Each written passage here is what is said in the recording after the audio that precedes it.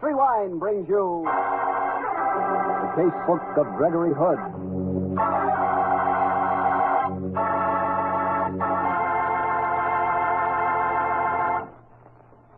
Tonight, the Petri family, the family that took time to bring you good wine, invite you to listen to the story of The Sad Clown. Another exciting adventure from the Casebook of Gregory Hood. And from the recipe book of Petri Wine comes a wonderful suggestion for dessert. Serve canned peaches in Petri California Muscatel. Believe me, there's a perfect combination for you.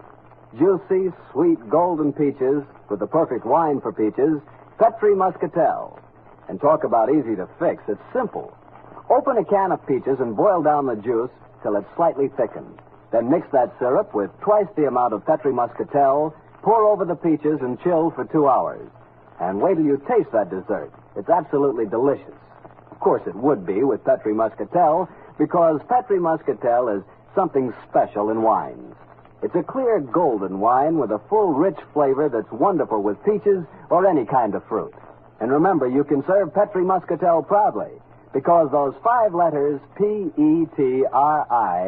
spell the proudest name in the long history of fine wine, Petri.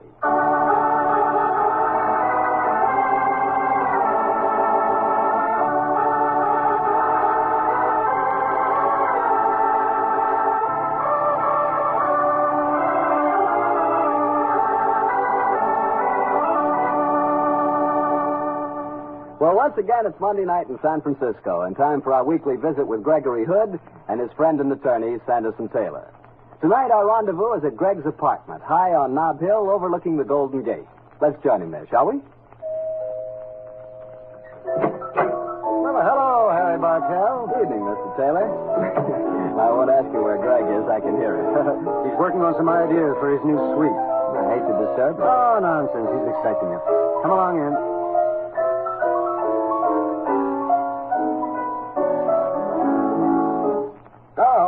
You sneaked in so quietly, I didn't see you. Evening, Greg. Don't stop playing. Oh, you like it? I think I'll call it Saraband for a sad clown. Might be rather effective, if I can get past this phrase.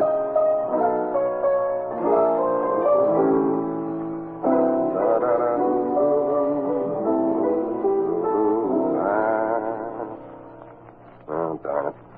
Well, you haven't come here to listen to me composing. Well, it does put us in the atmosphere for tonight's story, Harry. Oh, you mean the circus motif?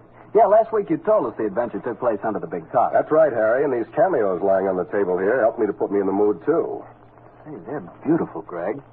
I bet they're old, huh? 16th century. They're the complete set of Maltrever cameos, and they have quite an exciting history. Well, Greg, how do the cameos tie up with the circus? That's what I'm going to tell you, Harry.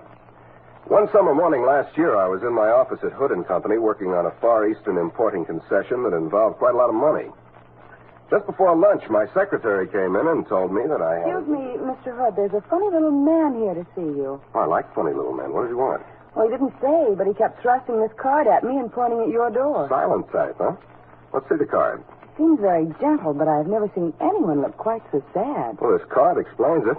Simply says, Tommy, the saddest clown in the world. A rather haunting title. Have him come in, Miss Ferris. Yes, Mr. Hood. This way, please. Oh, hello, Tommy. Well, hello. You use that horn for conversation? I see, Tommy. You must be dumb. I beg your pardon, mute. That's the term you prefer, isn't it?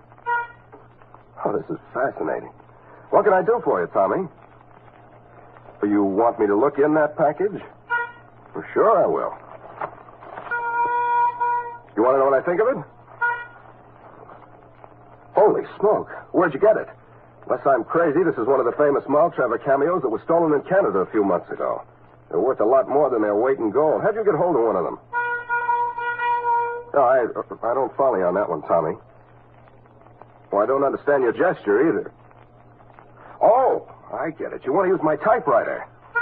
Sure, I'll put some paper in it for you. There you are. Go ahead, Tommy.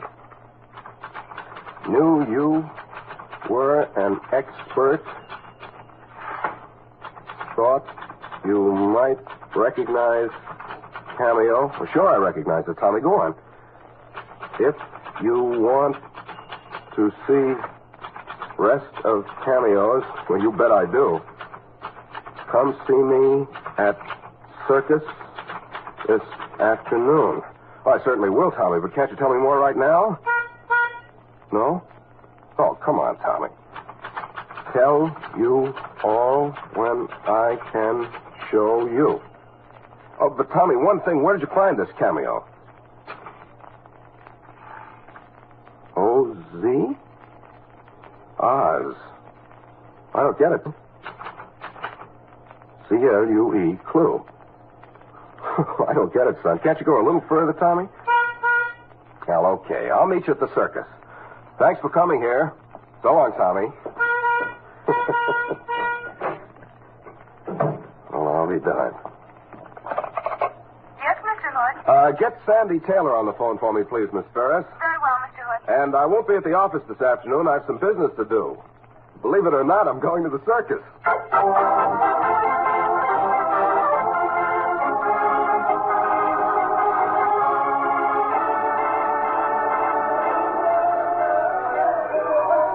First, I thought you were coming to the circus with you, Greg, but now that you've told me the story, well, I'm practically speechless. A rare condition for an attorney. But speechlessness certainly cued me into this business. In spite of his affliction, Tommy got the story over very clearly. You're sure the Cameo he showed you was one of the stolen Maltravers sets? I was nearly positive, but I took it to Dick Gump before I came out here and had him confirm my opinion. Oh, uh-huh. The Cameo is one of a set of 12, and they're extremely valuable. There's a big reward offered for them. Well, how the devil would a mute circus clown get a hold of a valuable Cameo like that just now? I think that wouldn't be hard to dope out. These Cameos are stolen goods. They came across the border from Canada. The circus would offer wonderful possibilities for smuggling stuff past customs. Yes, it would. Never thought of that before. Nor did I. Until sad Tommy came to see me this morning. Oh, do you want to see the program? Oh, yes, thank you. You know, Greg, I've never gotten over my boyhood passion for circuses. Nor have I. That's it. Oh, by George, Greg. What? I presume you've taken a gander at this well-proportioned lady on page 3? No. She's stunning. Madame Belinda, Queen of the Snow Leopards. Snow Leopards. Now, that rings a bell somewhere. I'd say she'd be enough inducement to bring you to a circus, even without the problem of stolen Cameos. Sad clowns.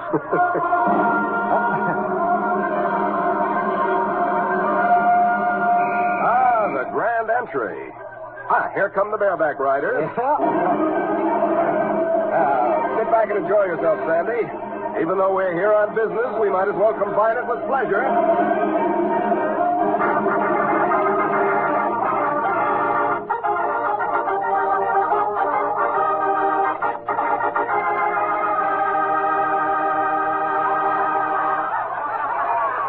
Here come the clowns, Greg. Keep your eye on my little friend Tommy. Even though he can't talk, I hope he's going to give us the clue to a mighty big secret. I think that's him now. Hard to tell in clown's makeup.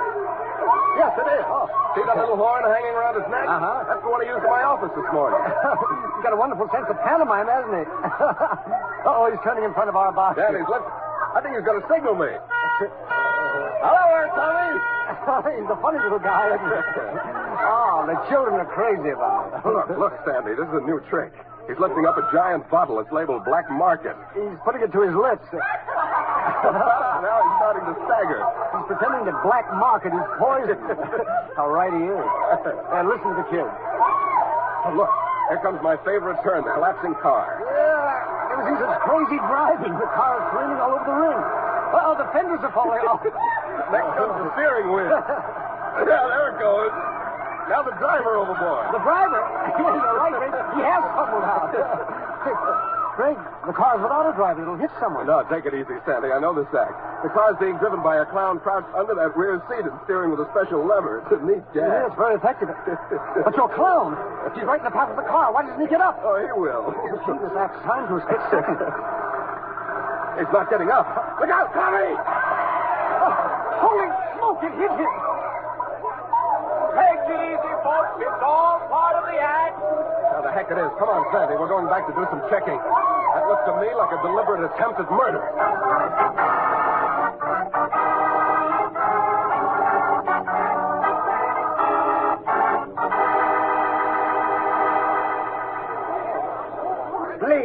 Please, all of you, step away from the body. The body? Tommy dead? See, he died in a tragic accident. Oh, the poor devil. I swear this wasn't an accident. I know that particular car routine too well. Please, gentlemen, you are not members of the circus. I am Barducci, the ringmaster. I must ask you to leave. Not without looking at the body. See, Tommy was a friend of mine. He came to me on business this morning, important business. Yes, and that business might well tie in with his death, if it does prove not to be accidental. Very pertinent point, Signor Barducci. You'd better let me look at the body, I think. You don't want the circus to be involved in scandal, do you? Scandal? What do you... Who are you, gentlemen, please? My name is Gregory Hood, Hood Importing Company. My friend here is Sanderson Taylor, my attorney. An attorney?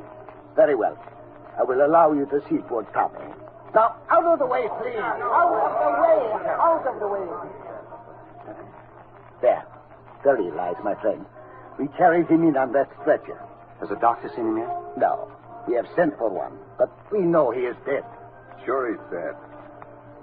But I don't think the car injuries account for it. He doesn't look badly mangled. His right leg's a little crushed and one arm's hanging loose. I think that he died of heart failure, Signor. Tommy did not have so good a heart. Yeah?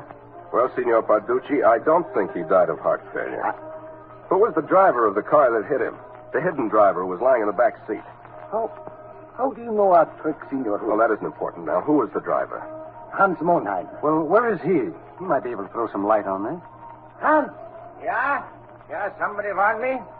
Yes, I do, Hans.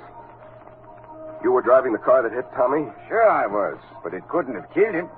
Didn't hit him hard enough. That's what I'm thinking. Tell me, how long have you and the dead man been doing this comedy car routine together? Oh, a year now, ever since I joined the circus in Canada. Why? When you made that last swerve towards him as he was lying on the ground, you expected him to jump up, didn't you? Sure I did, mister. That's the way we had the act figured out. We've done it a couple of 100 times that way. First and seconds, you know. As soon as I realized that something was wrong with Tom, I swerved and jammed on the brakes. But I couldn't help hitting him. Well, how do you account for the fact that tonight he didn't spring out of the way when you expected him to? Well, I think it must have been his ticker. Tom had a bad heart, you see. That is what I tell you, Signor. And now, please, I must I'm ask sorry, you... but I can't leave. What is this? They said Tommy is dead. See, Belinda. Tommy is... Oh, let me see him. What do you mean? I'm a recent friend of Tommy's, Madam Belinda. We're trying to find out how he died. But they said the car hit him. Yeah, that's right, Belinda. But that didn't kill him. His ticker simply gave out. Oh, poor Tommy. He was so sweet and so sad. In all the years I've known him, I've never seen him smile. And now in death, he lies there, sadder than ever. Does he, though? That's what was worrying me. Sandy, give me a handkerchief, will you? Uh-huh, sure, Greg. Here you are. What are you up to? The clown's grease paint is laid on pretty thick. It looks as if he's still sad. But there's something about the mouth. I wonder... What are you going to do, Signor? Wipe off some of this makeup. No, leave him alone. He's dead. Belinda, it is time for your entrance. The music is commencing. I must announce you. Man! There. Right? See what it does when I remove the makeup from around his lips?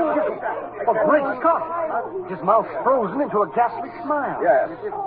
And that smile is characteristic of a certain kind of poison. Strychnine.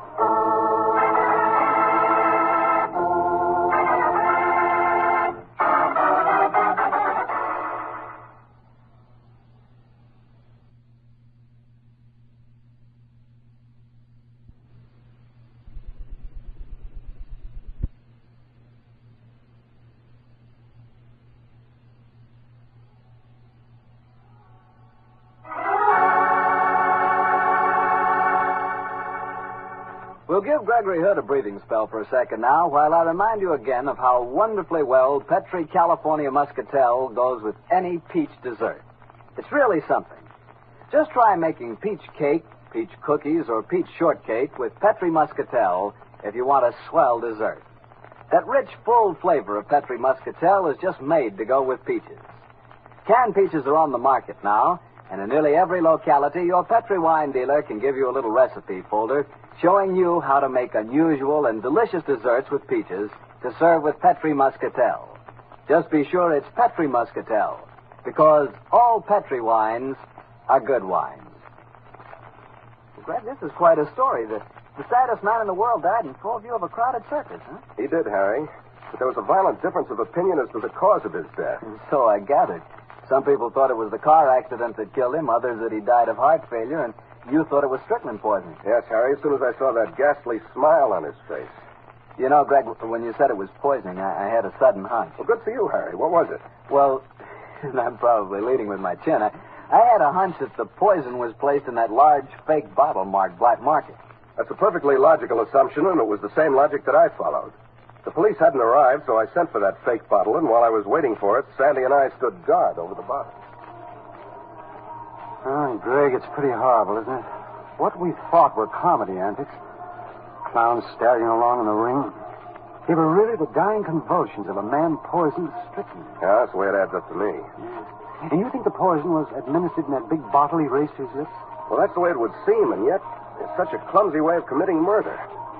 The last person to hand that bottle to the dead clown would be the obvious suspect. But of course, the motive for murder would be that the dead man had latched on to the fact that somebody in the circus had smuggled those cameos into the country. And therefore, Tommy had to be silenced. Oh, it could be, Sandy. Incidentally, I guess you noticed that Hans Mannheim, the man who was driving the car, joined the circus in Canada. Yes, and the cameos were stolen in Canada. I also noticed something else, Greg. And what was that? Madame Belinda seemed mighty anxious that you didn't wipe the grease paint off the dead man's face. Yeah, but that might be a perfectly natural reaction in a person seeing you about to experiment on a dead friend's body. Ah, here comes Signor Barducci. Here, Senor Hood. This is the big bottle. See for yourself. It is as I tell you. The bottle is empty. It has always been empty. Thank you, Signor. Not only empty, but there's a strong musty smell. Yes, Senor, I'm sure this bottle's been empty for some time. Then if the poison wasn't in this bottle, how was it administered? That's what we have to find out, Sandy. That particular poison often doesn't act in under 15 or 20 minutes. Signor Barducci. Yes? Did the dead man share a dressing room with the rest of the clowns? No. He was our principal clown. He had his own dressing room. Ah, may I examine it? See, it is behind the leopard cage. You can't see it from here. The room with the yellow door. Oh, yes, thank you. Come on, Sandy. The police will be here any moment. I have the greatest respect for them, but we're already 2 jumps ahead. We might as well try to make it 3.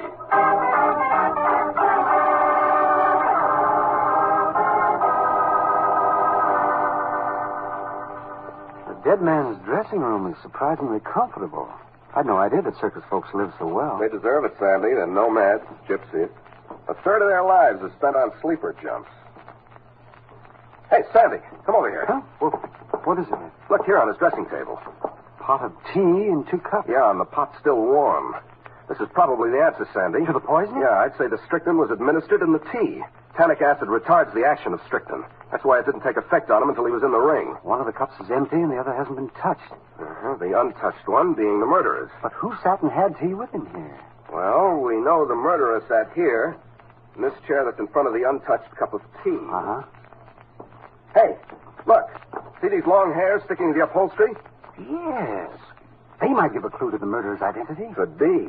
Long hairs might suggest leopards. And leopard would suggest Belinda. I wonder if... Lieutenant Silvers. Hello, Mr. Taylor. How are you, Greg? Hello, Stan. I'm glad you're on this case. So am I. Well, Greg, I guess you're a few jumps ahead of me. The police surgeon just examined the body. It's strychnine poisoning, all right. Have you figured out how it was given? Well, I'd say it was given in this pot of tea. Okay. I'll have it analyzed. While you're doing that, Stan, there's another important check you can make. Yeah, what is it, Greg? The murderer sat in this chair. There are some long hairs on it. Look for yourself. Uh-huh. I'm pretty sure they aren't human hairs. I suggest you rush into the Flyshacker Zoo and have them examined. Okay. I think the result of that test will probably give us the answer to the killer's identity.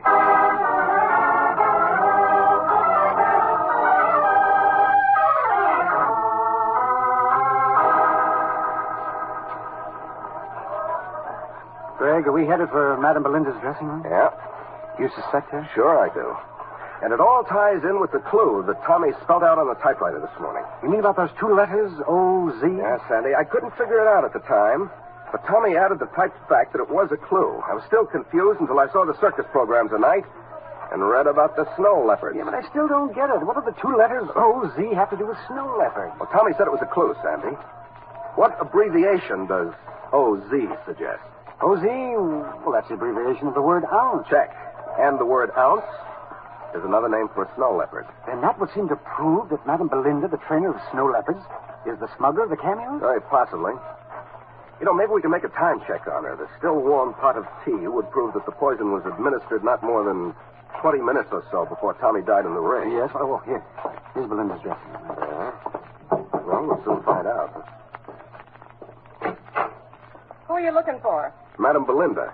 She ain't here. She's out in the ring. What did you want? Well, some information. Are you her dresser? Yes, I am. Well, tell me, were you with her about a half an hour ago? No. She stumped out of here about an hour ago, after we had a fight. I'm thinking of quitting. No one can talk to me that way. Oh, you had a fight? Sure did, mister. She was wearing a brand new costume straight from the tailor's, and one of the buttons was missing. She raised the roof and bawled me out. I can't figure out how it was my fault, though. Thank you. Much obliged for the information. You're welcome. Well, apparently Madame Belinda has no alibi there. If what her dresser said was true, I'm afraid she has a perfect one. But come on, Madame Belinda's in the ring. Let's go and examine the Land of Oz before she brings the animals back. The Land of Oz? The snow leopard's cage, Sandy. Since it's empty, let's give it the once over.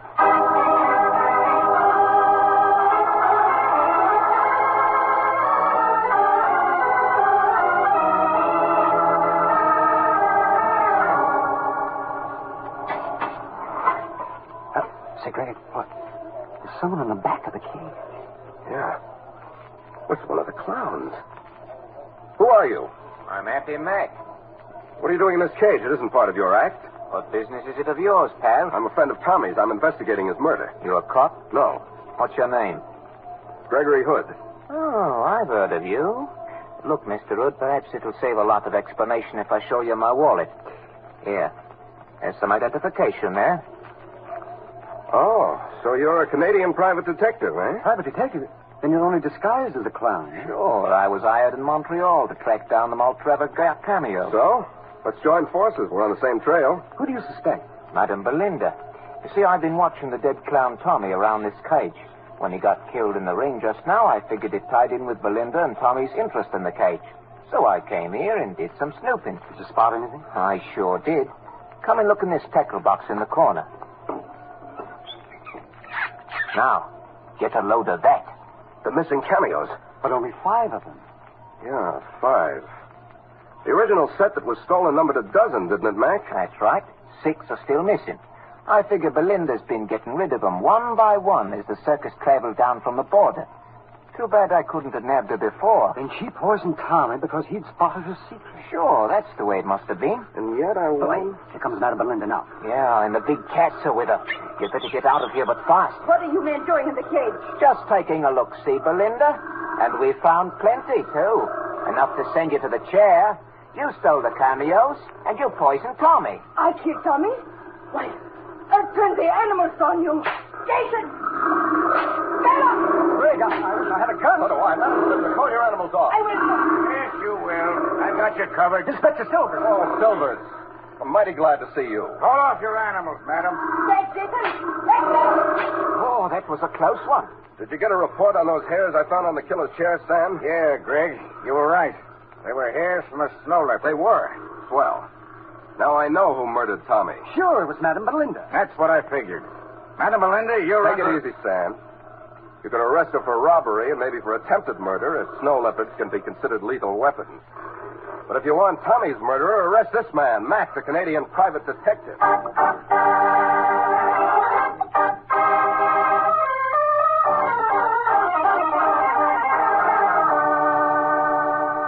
Well, Greg, now that we're back in the apartment and Mac's under arrest, I'll confess that I was off on the wrong track completely. Well, so was I most of the time. But as soon as Stan told me that those hairs were snow leopard hairs, then I knew it wasn't Madame Belinda. And that's when I was certain it was her. Sandy. Remember, she was dressed in a brand new uniform straight from the tailor's, and she hadn't started her act when Tommy died. So she couldn't have had the hairs on her costume. Then Mac planted them on the chair, planning to frame her? Sure. And by his own admission, he'd been searching the cage. He had every opportunity to obtain the hair. Wait a minute, Margaret. Let me get this straight. Now, he poisoned Tommy the clown. Because Tommy had discovered the stolen cameo? Check. And Tommy undoubtedly saw the original 12 cameos. Sure, and Mac killed him. Double check. Then he tried to frame Belinda by placing those hairs on the chair. Then he planted the 6 cameos in a very obvious spot in the leopard's cage, knowing Belinda would be the logical suspect. But the cameos, Greg, why were there only 6 of them? Well, there's a neat slant on that one. Mac was engaged as a private detective on the case. He was right about that. He tracked down the 12 cameos, all right. Which Madame Belinda had stolen. Yes, but he played both ends against the middle. He pocketed 6 himself, then said Belinda had disposed of them. Oh, a fact that she wouldn't have been able to disprove. Then he was going to go back to Canada with half the collection to claim the reward. His return would cast all suspicion away from him. And he'd have disposed of his 6 cameos on the side. Right. Dirty a combination of murder and double-cross as ever I tangled up with. Yeah, and poor, sad Tommy got killed because of his curiosity, huh? Yeah, poor little devil. I'll tell you one thing, Sandy. Huh? What's that? I'm going to Montreal as soon as these cameos are returned to their rightful owner. You're going to buy them? You bet your life, Sandy. But this time they'll be crossing the border legally as the property of Gregory Hood and Company importers.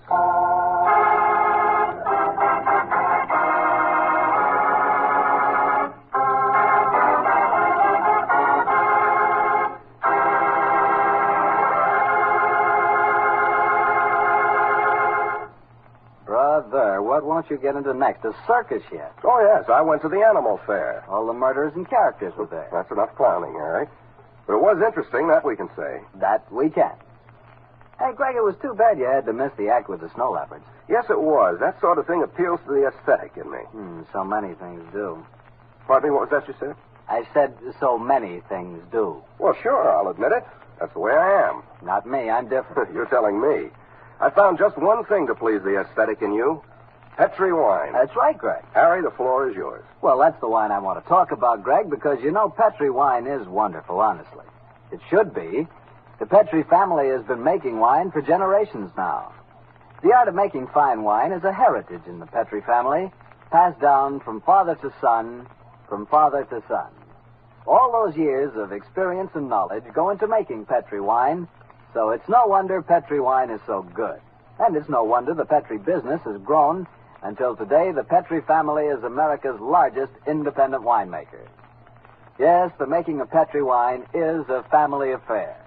And the Petri family has every intention of keeping it just that. So you know the name Petri on a bottle of wine is more than a trademark.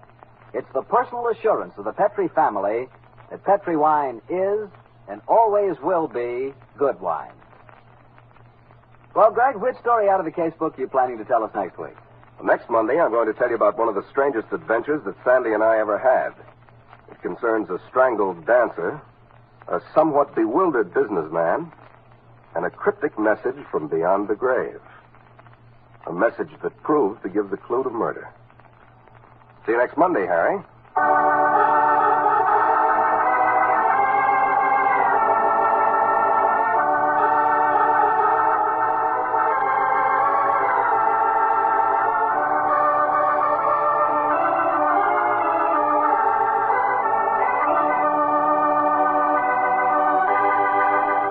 The Casebook of Gregory Hood is written by Dennis Green and Anthony Boucher. Original music composed and played by Dean Fossler. Elliot Lewis plays the part of Gregory Hood, and Sanderson Taylor is played by Howard McNeil.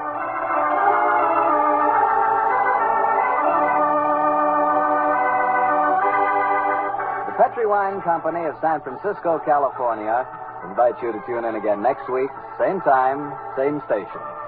The Casebook of Gregory Hood comes to you from our Hollywood studio. This is Harry Bartell saying goodnight for the Petri family.